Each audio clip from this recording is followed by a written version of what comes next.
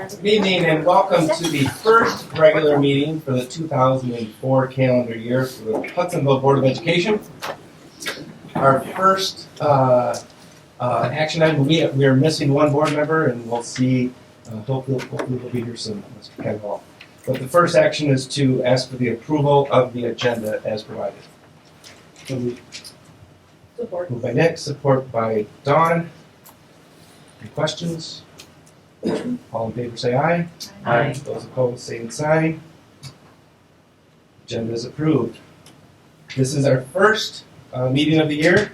So our first action is to open up the floor for nominations for the Board of Education President for the 2024 calendar year. Do I have any nominations for Board President? I nominate Ken Hall. Dawn nominates Ken Hall. Do I have a support for Ken Hall? Support. Support from Andrew Levitt. I nominate Dr. Barbara Hooper. 2 seconds, thank you. So we have a nomination with a support from those two. Now, do we have any more nominations for Board President? I nominate Dr. Barbara Hooper. So Greg Chansky nominates Barb Hooper. Do I have any support for that nomination? It's not support that. Support from Mark Davis. Do we have any other nominations for Board President? It'd be awkward if we did, but always get that's 7 actually. So right now we have Ken Hall as a nomination for Board President. We have Barb Hooper for nomination for Board President. Can I have a recommendation to close nominations? So moved. So moved by Dawn. Can I have a second? Second. Second from Andrew. All in favor of closing nominations? Yes. Those opposed, same sign. Nominations are closed, so we have to have a vote for Board President. We will do this in a roll call fashion. I will start on my far right with Mr. Hall. Welcome, Mr. Hall. You've been nominated for Board President, sorry. So ask you to vote between yourself and Barb Hooper for Board President. Ken Hall. Dawn Sneeden. Ken Hall. Dr. Hooper. Barb Cooper. Barbara Hooper. Mr. Webb. Ken Hall. Mr. Barb Hooper. That's good. Barb Hooper is president for the 2024 school year, so I will gladly turn this over to you. I'm done. Thank you, Dr. Jack. All right, we will now move on. I'm going to open the floor for nominations for Board Vice President. I nominate Nick Boulhouse. Motion by Greg Chansky for Nick Bullhouse. I'll support that. Support by Mark Davis. Are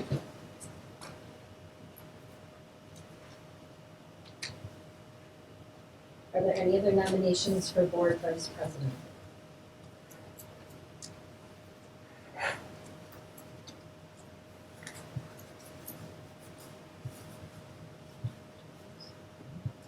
All right, I'll take a motion to close. Move that. Motion by Mark. Support. Support from who's that by? Me. Nick. There is a motion on the floor to accept the nomination and election of Nick Bullhouse for Board Vice President. And we'll do a roll call. I'll start on the left, Mark. Yes. Yes. Yes. Or yes? Yes. Yes. Ken? Yes. I'll then open the floor for nominations for Board Secretary. I nominate Dawn Sneeden for Board Secretary. Support. And motion by Ken Hall for Dawn Sneeden, support by Nick. Are there any other nominations for Board Secretary? Hearing none, I'll take a motion to close nominations. So moved. Motion by Ken, Support. support from Andrew. All right, all in favor say aye. Aye. Opposed, same sign. All right, Dawn Sneeden is the Board Secretary. I'll now open the floor for nominations for board treasurer. I'll nominate Greg Chansky,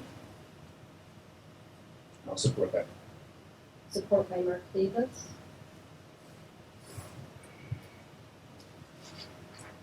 Are there any other nominations for board treasurer?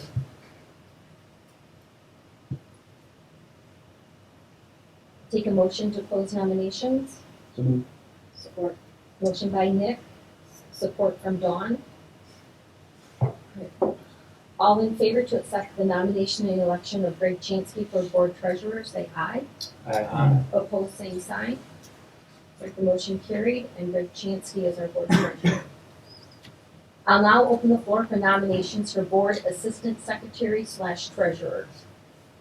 I nominate Andrew DeWitt. Greg Chansky has nominated Andrew DeWitt. I'll support that nomination. Are there any other nominations for board assistant secretary or treasurer? Hearing none, I'll take a motion to close the nominations. So moved. Motion by Dawn, Support. support from Ken. There's a motion on the floor to accept the nomination and election of Andrew DeWitt for assistant secretary / treasurer. All in favor say aye. Aye. Opposed, same sign. All right, motion carried. Congratulations to all our newly elected board members. Next up on our agenda is our teaching and learning feature. Turn over to Mrs. Taylor to give us a quick update, and then hear from bringing some great music. We are. All right, start. So, really excited this evening. Our sixth grade math. It isn't. Sorry. Our sixth grade music team is here. As you may remember, this is the first year that we have required a music offering for our sixth grade students as one of their electives. And with program change, always comes some bumps. But this group, I'm not certain there has been any bumps. This group of teachers have really risen to engage students in some of the most meaningful ways with attempts to grow interest and engagement in the area of music. You may recall we talked about the wide range of research that really supports the brain development of young students participating in music. So the requirement this year was for sixth graders to choose band, choir, orchestra, or creative music. And really the majority of our students chose an instrument or to participate in local music program. We do have some students participating in creative music, or creative arts is what we're calling it. Actually, vice versa, creative music. But the majority have chosen the other areas. So I'll turn it over to the team to kind of spotlight some of the work that our students have been engaged in. Good evening, I'm Jessica Genema and I teach choir and creative music at Riley Street. And this year has been really awesome with all sixth graders having the opportunity to choose a music class. Like Amy Taylor said, they choose between band, choir, orchestra, or creative music. Good evening, I'm Jeff Hansen. I am the new choir director at Baldwin Street as well as the 5-6 building, and a proud Hudsonville alumni. Students benefit in so many ways from music classes. They learn self-discipline, focus, teamwork, pursuing excellence, in addition to all of the musical skills that they learn. It provides excellent brain development opportunities, and they get to create and also be creative. I am Lauren Kella, and I teach band at Riley. We heard many times at conferences from parents who are very excited about their students participating in music. There are even many students who chose mid-year to double in music classes because they love our classes so much. We also love that over 70% of our middle school music students also participate in athletics, and that there are over 1,000 students in the 6th through 8th grade music program. Recently, Abigail from Riley Street said, I wanted to take more electives, but then I needed to take a music class. Now I am definitely doing orchestra next year because it's really fun and I love playing my instrument. Good evening, my name is Zach Jacobs and I teach band at Baldwin Street Middle School as well as the 5-6 building, and I am also a proud Hudsonville alumni. We love working with these students, speaking from the experiences that I had as a student as well. It's just really great for all of us to create many more memories that we love, always taking a music class as well. And we are excited to share with you a 3-minute glimpse into the music classrooms and our concerts. Inside my bones, it goes electric, baby, when I turn it on. I got that sunshine in my pocket, got that good soul in my feet. I feel that hot blood in my body when it drops. Ooh, I can't take my eyes off it, moving so phenomenally. Come on, rock the way we rock it, so don't stop. And under the lights, when everything goes, nowhere to hide when I'm getting too close. When we move, well, you already know. So just imagine, I can see but you when you dance, dance, dance. Feel it creeping up on you, so just dance, dance, dance.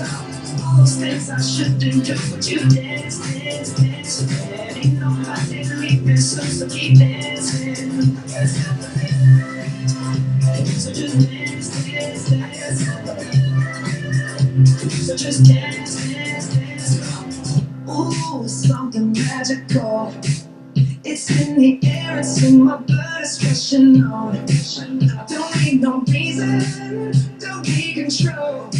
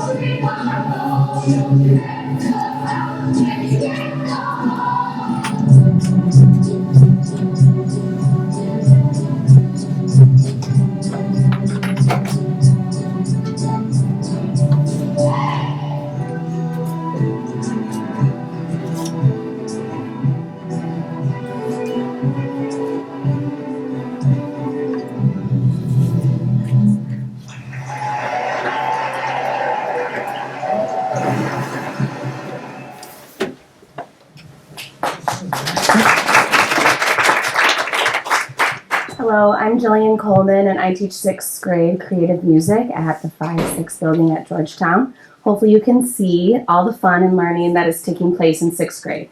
It has been a wonderful experience to become part of the middle school music team this year. We are so excited about what students are getting to experience. Good evening, I'm Becky Bush and I teach orchestra at Baldwin and Georgetown 5-6. We really want to publicly thank Ryan Crete, Bill Ross, Melanie McClure, the entire Upper Edmond team, and the entire Board of Ed for their time, energy, and support as we changed the whole structure for 6th grade music. We are thrilled to be a part of growing the music program at HPS. Thank you for allowing us to work with all students and have a role in their music education. So I'm Sarah Lenhart, and I teach orchestra at Riley and at the 5-6 building. And we had an exciting announcement last week come from the state. And we would like to recognize Melanie McClure, so if you could come up here. And it was perfect timing since we were going to be here tonight anyways. We would like to recognize Melanie because she spearheaded the change for all 6th graders to take music as the 5-6 building opened. And she poured just so much time and effort, and really we worked closely with her last year. And she's phenomenal. She was recently nominated and named the 2024 American String Teachers Association Administrator of the Year. She will receive this award next week on January 26th at the Michigan Music Conference downtown in Grand Rapids. This award recognizes her excellent leadership and support of music education in the Hudsonville Public Schools. A strong and vibrant music program is the culmination of hard work and dedication at all levels, and certainly would not be possible without the support of administrators like you. Thank you for all you have done.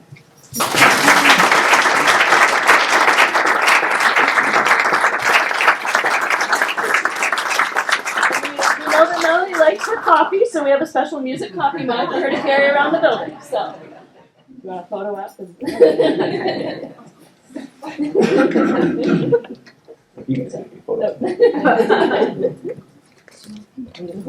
Thank you so much for having us. Thank you. Thank you.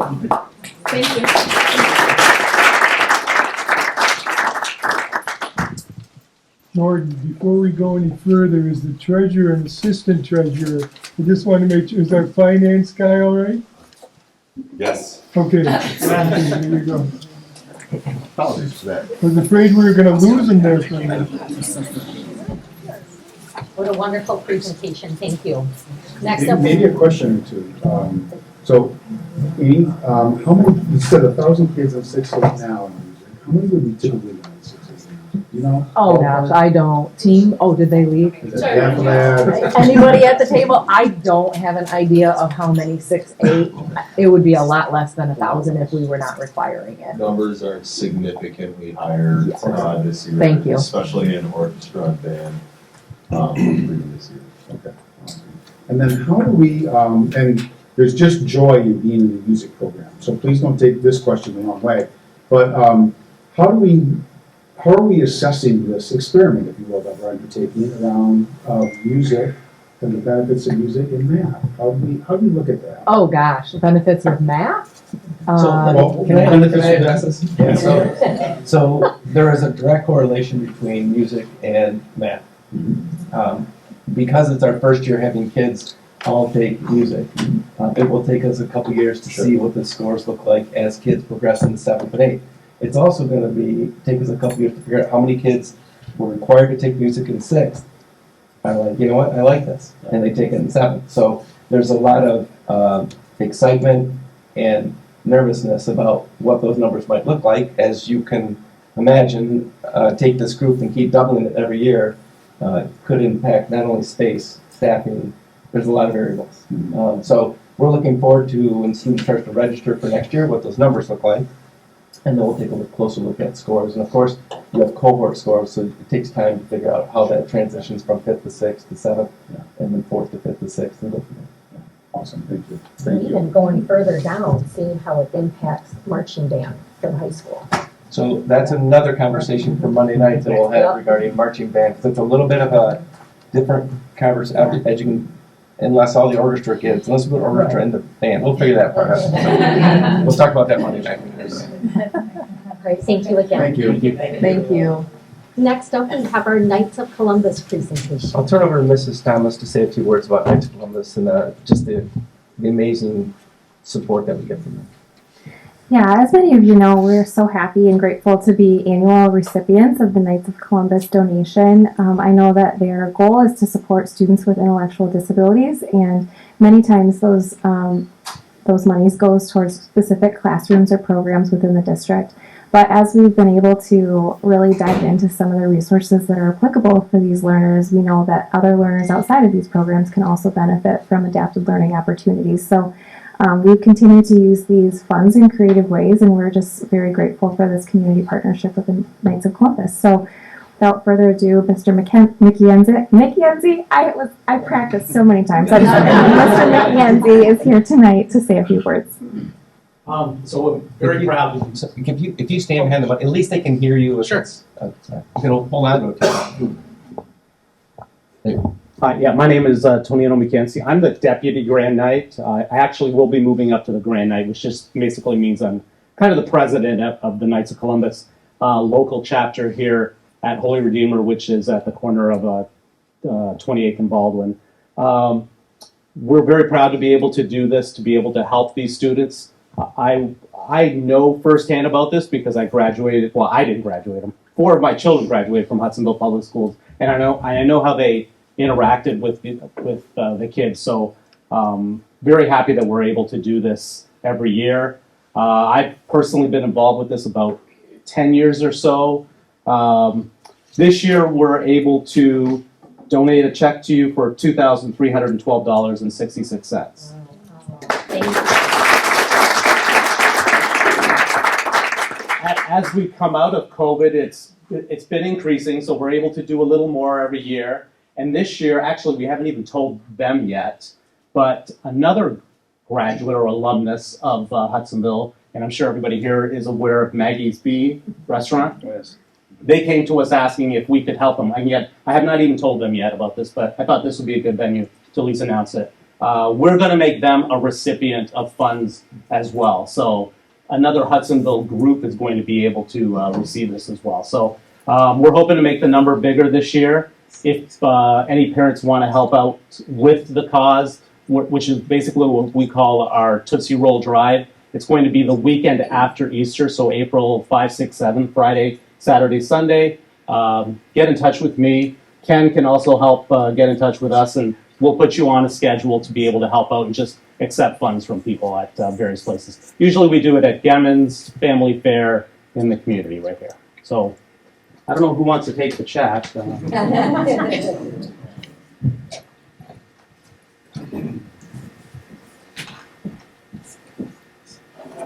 Thank you very much. I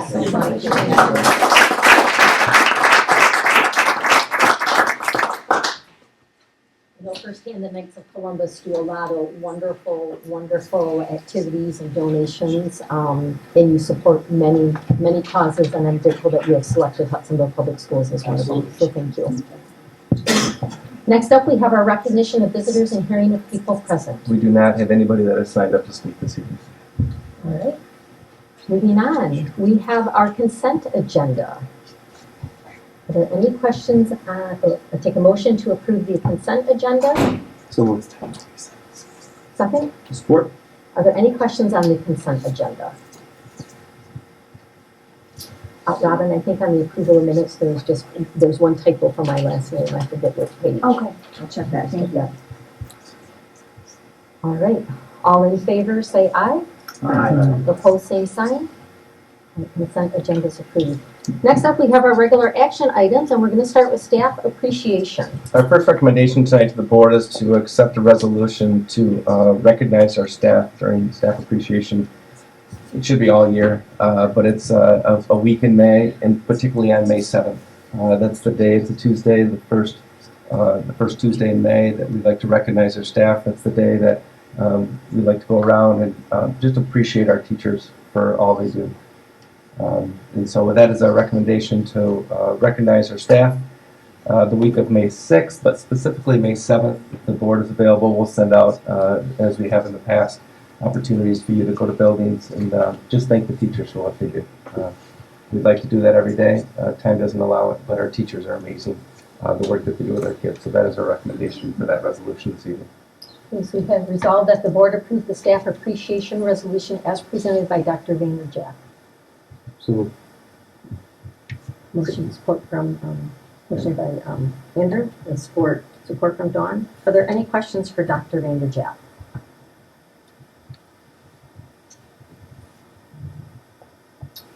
Hearing none, all in favor say aye.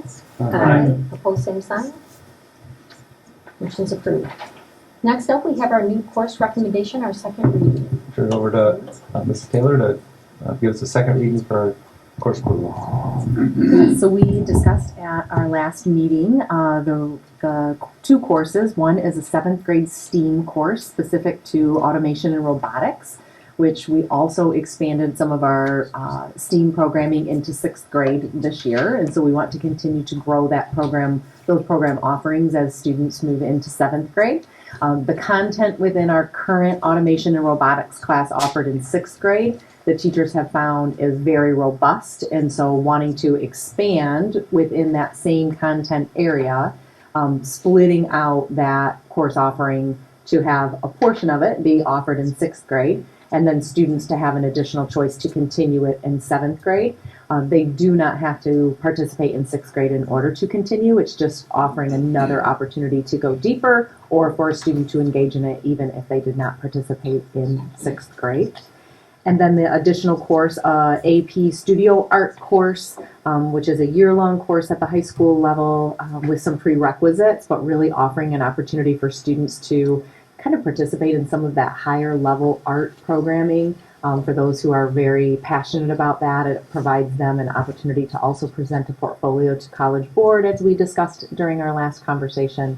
And so those are some of the highlights of the two courses that I recommend for adding to our course catalogs for the 24-25 school year.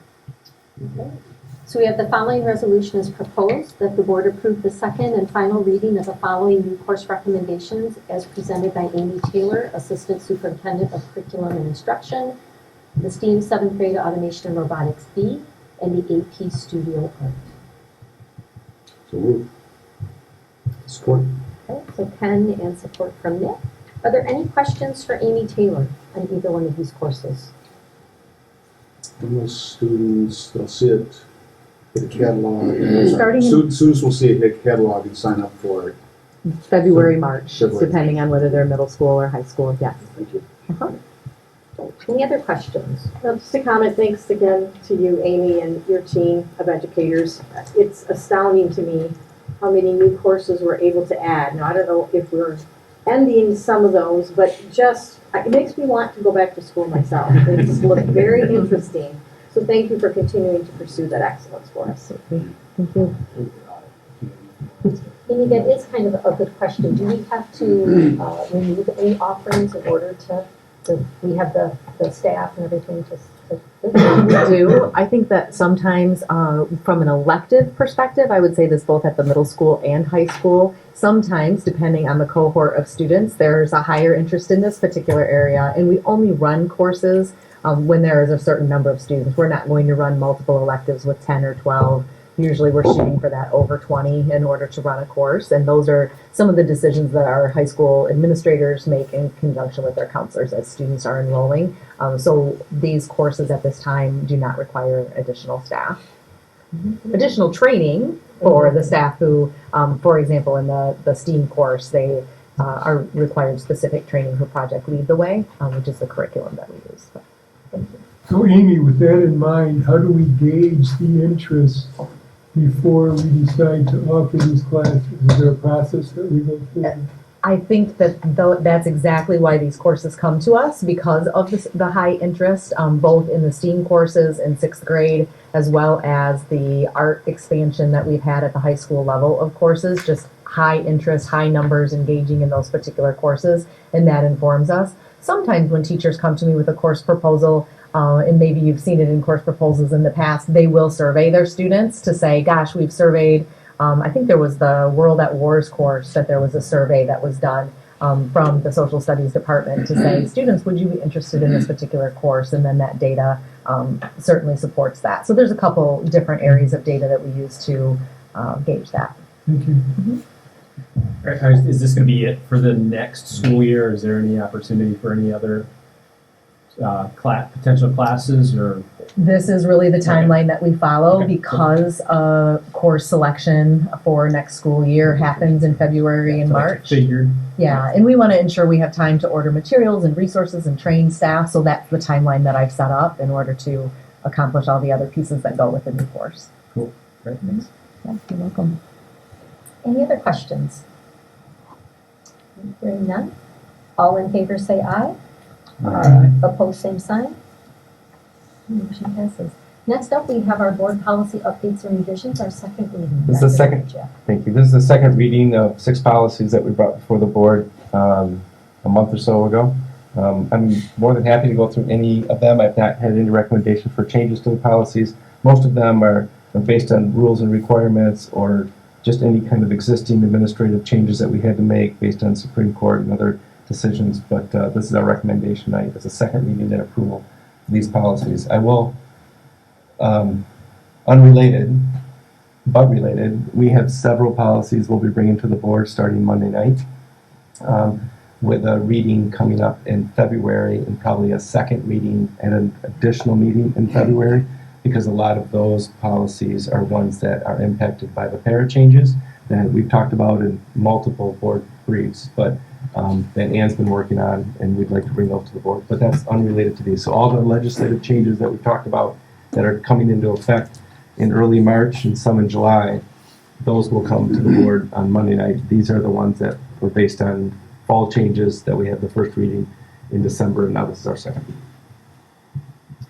Okay, so we have the following resolution as proposed, that the board approve the second and final reading of the following policy additions, revisions as presented by Dr. Vanderjack. We have 1540, which is the administrative staff reduction recalls, 2370.01 online blended learning program, 7217, which is weapons, 7540.03 student technology acceptable use and safety, 8305, which is information security, and 8531, which is free and reduced price meals. So, Motion from Andrew, support. support from Nick. Are there any questions for Dr. Vanderjack? Appreciate the work to keep on top of this. It's it's not easy to keep on top of, especially with legislative changes. I see Mr. Slagh here, Mr. Jones, especially with legislative changes that occurred in the last year. What's going on? I thank Robin also for her work on staying on top of these and helping out. Once the changes are made, she's a master at getting in the system, making sure we get you the information in the format that you can tell what's deleted and what's added. So, thanks, Robin. All right, any other questions for Dr. Vanderjack? Okay, hearing none, all in favor say aye. Aye. Opposed, same sign. Motion passes. Next up, we have our report items. First up, Jean with her, looks like a brand new laptop you received from school that says loaner. It's loud. I didn't realize that. Mine might be somewhere in my room. I don't know. That's very intentional, those stickers, I just want to say. Okay. Hello, everybody. Also, ignore my shorts. I just came from practice, so I'm just a hot mess over here. It's okay. Okay, so I feel like I have a lot to share because it's been a while. We've had break and snow days, so like a lot of moving parts. But if you can think back to before break, the week before break, we always have Spirit Week just with dress-up days, and then we had like a little pep rally on that Friday to show the new arena, which is amazing. And so I know all the students, like, it's really cool. Like, we showed the light displays and the big Jumbotron. So if you haven't been in there, it's really cool. I know as a player, like, I love playing in it, and I'm really glad I get to for my last year. But, we have elections for our executive board for next year's student council we're going to do that next month. So there's 5 positions, kind of like, I don't know, we just pretend that like we're our own board, you know, we have our nominations and then people state their case, a little speech. So we have president, vice president, secretary, treasurer, and then public relations, which is what I do. So I'll have a new mini-me coming in and I'll teach them the ways. So I'll probably bring somebody in once we vote on that and just kind of show them, like, get them ready for next year. This past Tuesday was the blood drive. So I have some numbers from that. We had 136 people sign up, 117 check in, and 94 successful donations. 30 of those were first-time donors, so that's always a good number. And for our next blood drive, we have one more. If we collect 100 units, then the Versity, which is the company that comes to our school, will up the scholarship from $1,750 to $2,500. So that would be good, and we always try to recruit when we have opportunity like that. And then lastly, we have snow coming is a go on February 16th. So we're still trying to kind of finalize all of those plans, but we're figuring out like decorations. I think we're just kind of keeping it minimal. It's more just for fun. Not a huge deal, but we have the same DJ as last year, and the hours are just 9 to 11, so that we only have to have 1 chaperone shift instead of 2. Yeah, so that's all I have, but good to see everybody. Thanks, Jane. Thanks, Jane. Hope you find your laptop. I will. All right, next we have an update from 4 of our buildings. We're going to start with Allward. Right. Hi guys, thanks for having us and let us share some cool things that are happening in our building. Just a few things about some of our kids. I was walking the hallways last week and a kid came up to me and said, Miss Moja, do you know we're having a new Kid Start in a couple weeks? I said, I didn't know that, and they were so excited about it. And then the teacher spoke to me as well and said the kids immediately wanted to brainstorm ideas on how to welcome the student in their classroom. And sorry, I feel a little emotional because it's just, I'm so proud of our kids. But one of their ideas was to write them a letter, and they were like, can we please send it in the mail so that they can get it before they come to us? And I just thought it was such a great idea and such a true testament to the character of our kids and the leadership of our teachers. So, sorry. I'm just so proud of them. Moving right along. So our 3rd and 4th grade leadership teams are in full swing. We have 2 teams. One is working on a presentation to our PTC board to ask them to purchase some igloo makers and snowball makers for the target practice outside. And then the other team is doing a big school-wide assembly for March's Reading Month. So they're really excited to be planning that. And they're just putting kind of the final touches on their assembly as well as their presentations that they'll do. So our students are doing fantastic. Just to mention and highlight our staff a little bit, we have something called All Word All-Stars, where staff can nominate each other for awards. And this year we've had over 60 nominations. And every 2 weeks they do a drawing and 2 staff members are picked. And we have this big carnival-sized wheel, and they go into the classroom or the prayer room, wherever that staff member might be, and they spin the wheel where everyone is, and they can win different prizes. And so staff really enjoy that, and to see kind of how they highlight each other. So it's really neat to have those awards come from, the people that are right next door to you in the hallway. And then just another way that our staff is going above and beyond, we have one teacher that was helping out a kiddo who had lost something, and the parent was so appreciative, and she actually emailed Dr. Vanderjack to highlight the teacher, and that was very exciting, and we were really appreciative Dr. Vanderjack to take time from his day to come to our building and personally thank the teacher for going above and beyond for our kids. And so I'm just incredibly blessed to be here at Hudsonville and so thankful for our kids and our staff. Thanks, Heidi. Well said. Next up, update from our Early Childhood Center, Rebecca Vincent. Absolutely. Try to not move the mic enough that it rattles everyone. I would say the same, and I think we're all honored to be in Hudsonville. Our staff are working really, really hard. This year we've worked on PBIS as we do every year because that is our getting students ready. And so one thing that we're doing this year consistently is we have 4 school assemblies, so all building assemblies where our students, because they can't actually all fit in our gym at the same time and be safe as 3 and 4-year-olds, we break them into 3 different shows, and we put on a little bit about PBIS, which is our rules and our getting ready for school, and then the staff have at different assemblies participated in different activities, and the teams, half of the room is yellow and half is blue, as you can imagine why.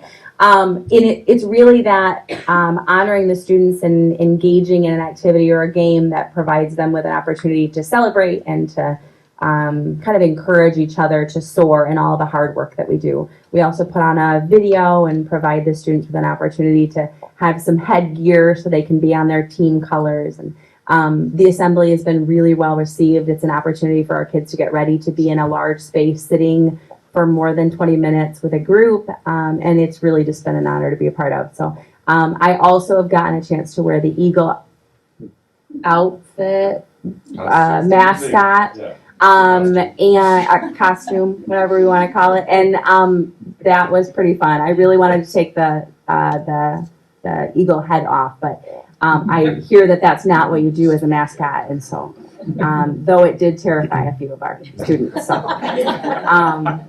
past that, honestly, ECC is doing really, really well. We have an amazing staff and amazing families, and always an honor to get them ready for school. It is entertaining watching assemblies at ECC versus assemblies at the high school. Substantially different. Well done, well done. Thanks, Brian. Next up, we have an update from Mrs. McClure from 5-6 building. All right, so our music team, they are amazing. So it's a joy to work with them every day. And I know that at our conferences in the fall, we had a lot of parents sign up to go and actually have conferences with our band, orchestra, choir, and music teacher, which they said is way more than they've ever had, and they were a little nervous at first, but then parents came in and said, we were really nervous about our kid taking music and didn't think they would like it, and they're loving it. So the feedback has been super great. I would say last year I maybe could count on one or two hands how many people were maybe vocal about not wanting their child to take music, and we have really not heard a lot, only positive praises, and I think that's a testament to the teachers that we have in those roles. So they're amazing, and they do so many great and fun, fabulous things with our kids, and they think outside of the box. And I'm excited to see what our numbers are going to look like going into 6th grade next year. So we are scheduling in a couple of weeks. Maybe next year we'll have a full cello orchestra, because that was the #1 instrument this year. And kids really love it, and they talk about it. So we'll see what those numbers look like. But I did want to highlight, we have a group of students that are very passionate about reducing our carbon footprint here in Hudsonville, and specifically at the 5-6 building. They love lunch. They think the food is amazing, but they were appalled by how much trash we actually have. And so they created this whole presentation. They would actually like to come and speak to all of you about it as well. But we started with Mary Darton, who is in charge of our food service, and they presented to her some things that they think we could do at the 5-6 building to reduce the amount of trash that we have on a daily basis. And so they met with her last week, and they have all of these to-do list things, and Mary's taken on some of them. So we are looking at becoming a pilot program for compostable silverware. They're really upset about how much plastic silverware is going in the garbage. And then we have amazing salads, but they come in this lovely big plastic container. So they are also very upset about how many of those we're throwing away. So they would like to set up maybe like a team, or figuring out how can we wash and recycle those. So that's something we're looking into. And then also composting food waste. And so that is another area that we will be looking at. So we have some really great, innovative 6th grade students. They're coming up to you, Ryan, so just be ready. They're going to want to change your cafeteria as well, which is super great. So it's a great problem to have. So those are a few things happening at the 5-6 building. Thanks, Melanie. I'm having flashbacks from 5th grade camp and how they weighed how much waste you had as a cabin, and you got in trouble if you. I just having flashbacks from my kid. Last but not least, Mr. Beal, an update from the high school. Sure, a few updates from the high school. Jane, you gave me a good opportunity to thank the tech department at the high school. That doesn't get enough credit, because they keep technology in the hands of our students, even if they don't have their device that day. So thanks to Jeff Smucker and his team. It's a really big deal, though, because we want to make sure all kids have access to it. So thanks for that, Jane. We have parent-teacher conferences coming up next week, so that's kind of hard to believe, because we're about a little over a month away from the end of the second trimester. So a few things that have been going on lately. Last week we were able to, even with the weather, squeeze in the summer science parent meeting. And Andrew was one of the presenters there, so thank you, Mr. DeWitt, for that, along with his partner, Chris Bullheis. We have one of the largest groups of juniors that have applied, because the junior class that's applying right now is the biggest class we've ever seen in Hudsonville High School, right around 585 or so students. So we have, I think, over 65 applicants, if I'm right about that. But we do this every year for parents, and Chris and Andrew just do a great job. I know we've talked a lot about summer science here before, but I always like to go to those meetings and explain and support Andrew and Chris that it's such a prestigious and difficult program to get into, because pretty much every student that applies deserves to go. And that's why it's so hard that we can only take 26. That's the only that we can fit, even though all 65 really are pretty great kids that deserve to go. So Andrew and Chris just do a great job explaining the process to parents, and we feel really great about the process of selection. But the truth is, the difference between the 26th student on the list and the 36th is next to nothing. So it's good for all the parents to hear that we really put a lot of effort into that. So thanks again to Mr. DeWitt and, of course, Mr. Bullheis for leading that. Like Jane also said, the field house has been open. We had a great first event against Unity Christian. I know the last time we met, it was the grand opening, but really having games and things going on in there. We've held wrestling, we've held cheer, when we have a dance competition as well this weekend. So it's just an incredible facility, and if those of you that haven't seen it, please get out to something because it's awesome. So Jane, I'm glad you and the team are enjoying it. And another thing I wanted to point out is also thanks to Mrs. Wedge, Frau Wedge, for all of her work at the blood drive. I know Jane gave you some numbers, but I wanted to make sure to thank Lauren Wedge, who's our student council advisor. She puts a ton of work in every time we have a blood drive, and it's impressive how many students and some community members that come in to donate. I'd also like to thank the board for approving AP Art tonight. And to kind of piggyback on some of what Amy said, your question, Mr. Chansky, about how we gauge interest in that. We've been talking about this for about 3 years now. Jason Meyer, the art department chair, and myself, engaging interest throughout that time and asking some upper level students really if they would commit to this in their schedule and seeing that interest increase. Most other schools our size certainly do offer advanced placement art, so we're happy that we are going to be able to do that, and it's really going to benefit some kids who will be inspired to maybe pursue that even in college, earn some college credit, and even make careers out of it, which is pretty awesome that they're going to have that. So thank you for approving that tonight. Something coming up soon is our 8th grade parent night and showcase.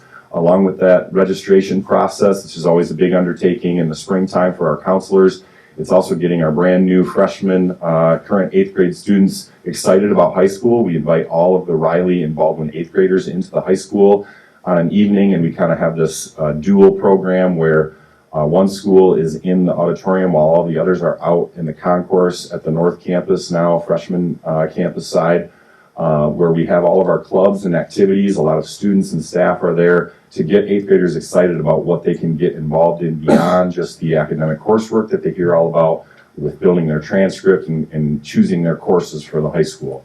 So that's a really fun event coming up soon, February 7th. And we'll even take some of those 5, 6 innovative kids because we have a green team that will be, I'm sure, will be there, and they're very active in the high school as well. And then on a personal note, I'll have an 8th grader in that crowd, so that's going to be kind of fun to have a freshman next year. The last thing I wanted to mention, because I'm surprised it really hasn't come up with the craziness of the weather the last couple of weeks, thanks to Dr. Vanderjack for what you do, because it's a pain in the butt to have to call or not call on those days, and that's putting it very mildly. And I know all of the information that comes your way, and you do a great job. And the number one thing is to keep our students safe.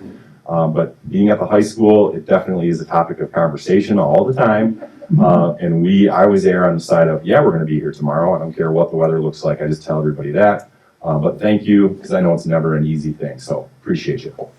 That's it from the high school. Thanks, Mr. Beal. Next up is my update. I'd like to start and ask Representative Slagh to give us a little bit of a legislative update to ask you this evening, so maybe you can give us a quick update. What's going on in Lansing, or what will be going on in Lansing? There you go. What will be going on in Lansing is probably a little more accurate. So thank you for allowing me to come in and talk to you tonight. First of all, the Revenue Estimating Conference happened last week Friday. As they went through those numbers, it appears that we're not going to see any significant declines over this year, but no significant increases either.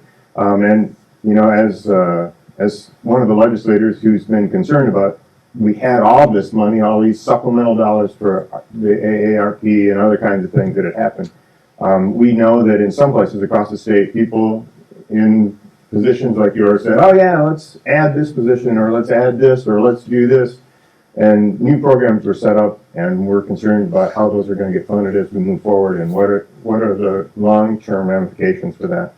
So I'm just grateful that I lived in West Michigan rather than having to represent some of those other areas, because I know that they didn't take the same kind of care about how do they put programs in place, and that means long-term there's got to be other issues. Right now, we're at a place where the budgets will get started very soon. State of the State for the governor is next week, Wednesday. She typically comes out with a budget roughly around the 1st of February, so we'll have that as her marching orders. The legislature then gets a chance to sit down and say, okay, where are we going with that information? Let's see. Current legislation, or legislative numbers in the House. Maybe you guys have heard, maybe you haven't. That there were 2 mayor races that were run, and 2 of our House members, who were Democrats, have now become mayors of their cities. When they did that, they had to resign. So we're at a 54 split in the House, Republicans and Democrats. And there is a primary election that's going to go on soon, and then a general election for the replacement of those two people in April. So from now until April, we don't expect there to be lots of work done because you have to be bipartisan. Somebody has to move from one side or the other to be able to make sure that it happens, and that there were lots of nonpartisan, not bipartisan for sure, bills that were passed earlier this last year, so the first year of our term, and we don't expect that to happen at least for the next little bit. So it'll be an interesting process, an interesting time to be in Lansing. As we think about that, if the Republicans win the House in the 2024 elections, so if we were to actually say the Republicans gain majority in 2024, what we'd expect is a lame duck session that we've probably never seen before.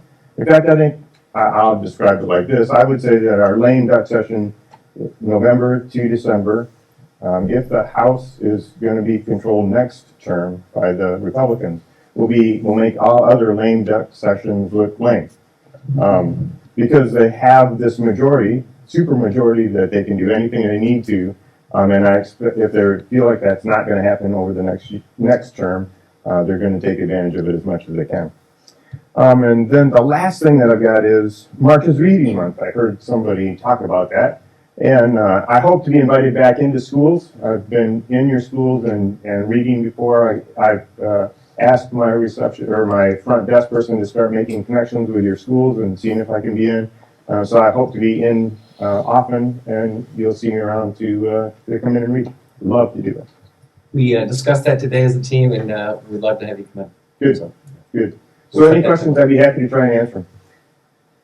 I know that that's not normal, but I'd be happy to try and that's answer why you're in this part of the agenda versus our agenda. So I will say that the two seats that are open when the election's coming up, that's also redistricting, which is another challenge because that redistricting, you talk about there's really 9 areas that are redistrict, but it actually impacts 49 different districts, which could truly overhaul the entire process come November. So there's a lot that's going to take place when it comes to that election and that specific. And with all due respect to the lame duck being lame, if you've been around a long time, we've had these before.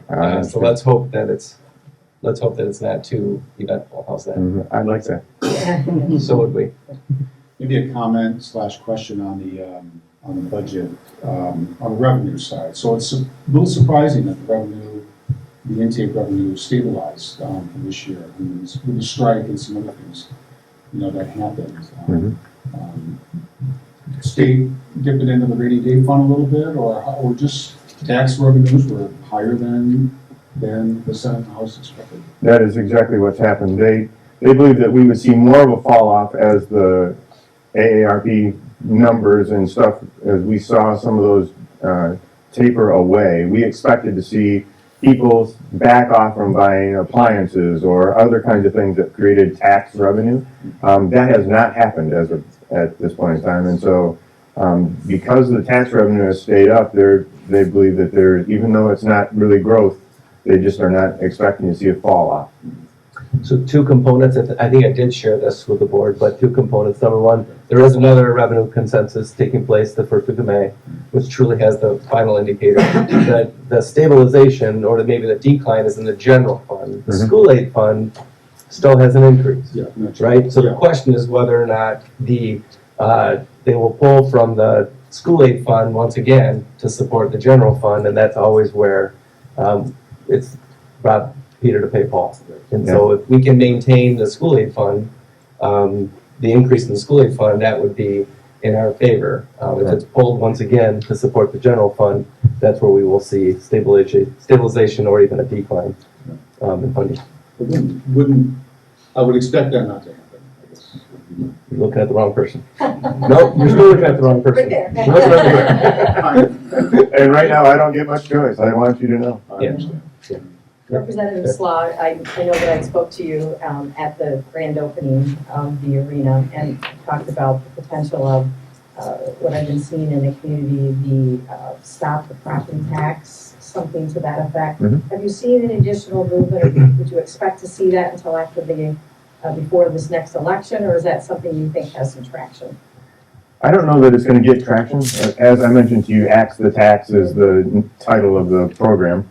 And the goal would be to eliminate the property tax. And full disclosure, I'm all about, having been the county treasurer for 12 years, I am all about eliminating property taxes. If I could, I would eliminate property taxes, reassign how the money gets to you folks, and to our local units of government, because if you can't keep your property if you don't make a payment, it sounds like somebody else owns your property. Obviously, the government owns it if they can take it away. And so I've got a problem with that. I think we ought to figure out a way not to allow people to take away property, and I've had to take it away as the county treasurer. So I've seen it happen. So I'd love to get away from that. Right now, this group that's offering this has got no answers for how they're going to replace those tax dollars. Obviously, that is a bad solution. So just stopping something without knowing how you're going to take care of the people, the community, the fire department, the schools, everything else, that just doesn't make sense to me at all. My goal would be to not help them until they can come up with a plan for how are they going to replace it. Thank you.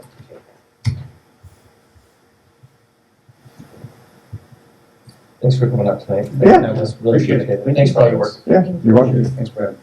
I'd like to give a couple other quick updates. As Mr. Beal alluded to, we have had 4 snow days. By statute, we can have up to 6. Jane's paying very close attention right now. If we have more than 6 snow days, then we can request for additional days through the state. Sometimes they award them, sometimes they do not. If not, we'd have to make up days come the end of the year, whether it's Memorial Day weekend or after the end of the school year. It is the middle of January. Next week is the last full week of January. It's supposed to be 40 degrees, keeping our fingers crossed. But we do the best job we can. I do want to thank Mr. Briggs and Mr. Rob Matthews, our Director of Transportation. On a regular basis, we are out checking the roads, often very early. Every once in a while, they'll get a text from me that says, go back to bed, it's really bad out here. But more often than not, we're driving around checking parking lots, checking sidewalks, checking intersections, checking some of the main roads, and it could be substantially different down at Forest Grove than it is over at Bauer. So we're looking at the different areas of the district. We do the best we can to make those decisions by 5:30 in the morning so we can make notification by 5:45. Shortly after 5:45 is when some of our buses start to pull out. So we want to make those decisions early. Sometimes we can make it the night before. I know some parents love it when you make it the night before. Sometimes you learn the hard way, you make it the night before, and the snow doesn't come until about 7:30 p.m. the next day, as an example. So we do follow closely the National Weather Service and what information they provide. We do not follow social media. I'm not looking at you, Jane, but I can tell you. So I'm just saying, you haven't been saying it. But we do not look at what the students put on social media to what we should or should not do. We do the best we can to try to follow what the National Weather Service is telling us. Tonight they're telling us 1 to 2 inches, mostly south of here along I-94. We'll continue to monitor the wind chills. If it's 20 below, sustained wind chill, that is when we would automatically, I would have to automatically close. It's not like kids just don't come because they look at the temperature outside. So that's the temperature we gauge. So just to give you kind of an update on where we are with snow days, I'll continue to update you. And if we get closer to the 6 days, then we'll start to update the community on where we are. We do that normally. There'll be an article on Appleseed coming out next week or the week after that'll also update kind of where we are when it comes to inclement weather. Any questions on snow days? Dr. Vanderjess, I'd like to thank you for all the work that you put into this on top of everything else that goes on in one of your busy days, and really appreciate the fact that you're attentive to all these things. And I also noticed that I saw you on, I think, Channel 17 this week. giving a little update. I Did have very a well in there. face for radio, so I Anyway. did that under protest. Just so you know, I am not a big fan of. Anyway, but good, excellent job. Thanks. Thank you very much. Thank you. Any other questions? My last update is I did provide the board with I would say it's a final copy of SOAR 5, but you were the only ones that have a copy before we print it. I will need Dr. Hooper's signature, but we can do that at some point. I wanted to share this with you. You can see the information there. The key I want to draw your attention to, if you open up to the second page, there's those 5 boxes that are the summary of really what our focus is. 3 years ago, Mrs. Needon had an idea and said, hey, listen, can we take the ideas for each one and have like a poster that says, here are some of the themes that we're working on. And it's generally what we're working on. So we did something similar. So I asked you to take a look. I do want to thank Pat and Ann and Amy and Mandy and Rebecca Fabiano and Mr. Beal and kind of how they went through and kind of looked at some of these general and what those look like. So that's what it looks like. We also, in the opening and introduction to our community, there is a kind of a brief overview on the timeline of what these look like. So what are short-term goals, what are long-term goals, and what are ongoing, and what does that look like from a structure? Some people think ongoing goals are things you start later, and long-term goals are things you start later. They all start now, some just take longer to complete. So please take a look. Please, we're not asking for approval. You've already approved the document. What we're asking for is any feedback before we put this in mass publication. I don't want to print things and you find a typo or you find something in there. And it wouldn't be surprised if it's been a while since I looked at it, so it's probably a typo somewhere.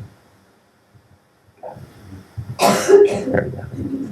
Are there any questions for Dr. Vanderjagt? Sorry, they already caught a typo down here. I caught it. If you have others, please let me know. I was a math teacher, so please let me know. Hearing no other questions, we'll do a roundtable, and we'll start with Jim. Thanks. Mr. Hall. We tend to think, we do think in terms of school years, and that's how we should think as a district. But it's important, I think, to reflect back on the calendar year of 23. We kind of a focus on the fall and all of the really good things that have happened academically, facility-wise, and other stuff that's gone on. You know, I think back to the class introductions that we've had over the past fall, number of months, continuing to push in the music program tied with that from an academic standpoint, pushing the district forward, the music program, trying something new and something different. And that's important for us as a district to keep pushing forward. You know, the audit performance, I'm paraphrasing, but one of the best managed districts the auditors have ever worked with. So that's recognition for our district. What we do at MSTEP, SAT continues to perform very well, we continue to perform ahead of our peer group. The AP courses I mentioned, from a facility standpoint, the 5-6 building, the field house, the other stuff we've done, all that doesn't just happen. And you guys all know this, hours and hours of preparation and work by everybody in this room, our teaching staff, everybody. And so that's a great end to the calendar year 23, and you're all so appreciated, and our teaching staff, our whole staff is so appreciated because of that. We appreciate you being here tonight, Mr. Slagh, and talking through the revenue situation. That, again, that was a unexpected benefit to see that revenue. I wasn't expecting that, to see that stabilize during the past year. Couple of things that are certainly on my radar as we come into the new year. State population, I'm sure you're aware of this. We lose about 5,800 K-12 kids every year from the state of Michigan. That's a district the size of, what, Byron Center, that we lose out of the state of Michigan every year. Probably going to continue to happen over the next 20 years. A lot of work by the governor and the legislation to put plans in place, but we're kind of immune from that right now in Ottawa County, but we won't be forever.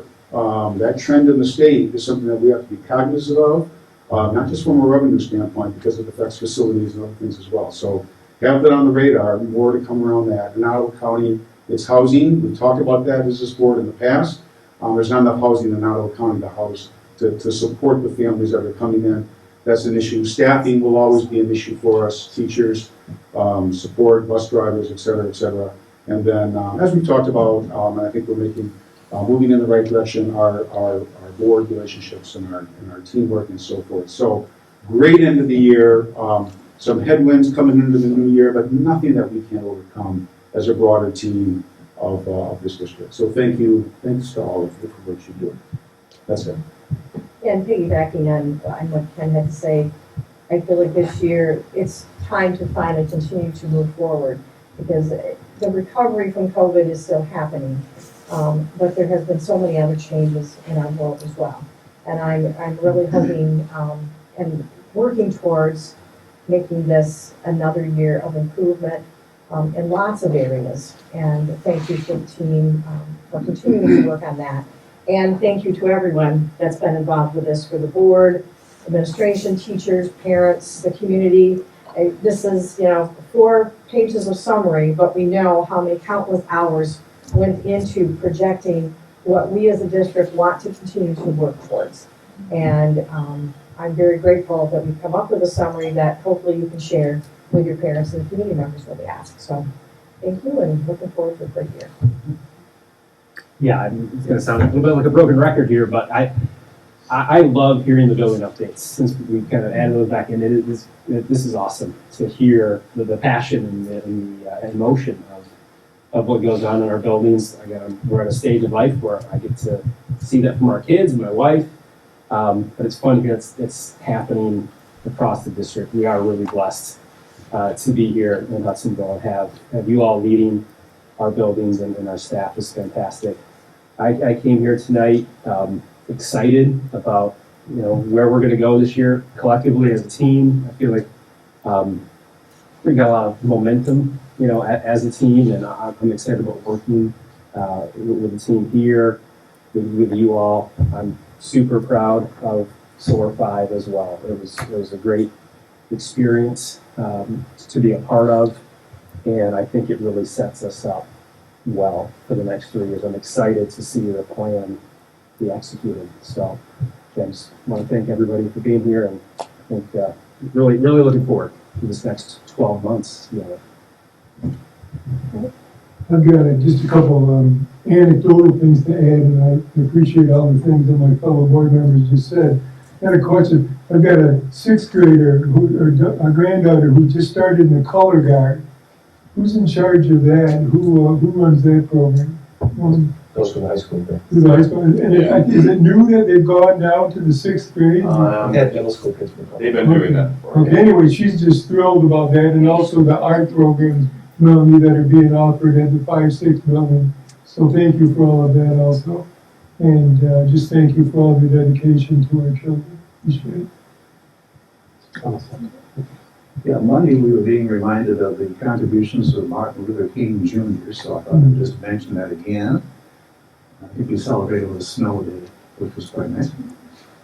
Just a couple of quotes. I think that the core of his work as a leader was E pluribus unum, out of many one. So a couple of quotes from him.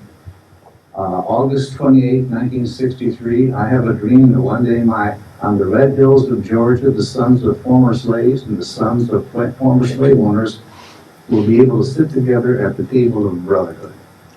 And then finally, his quote on that same day, I have a dream that my 4 little children will one day live in a nation where they will not be judged by the color of their skin, but by the content of their character.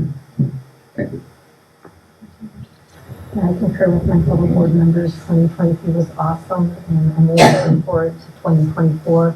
We truly live in the best district, and it is because of all of our teachers, staff, principals. As my other board members have said, the dedication that you have is incredible. So thank you. All right, with that, we will take a motion to adjourn. So moved. Motion from the floor, and congratulations. All in favor say aye. Aye. Motion adjourned.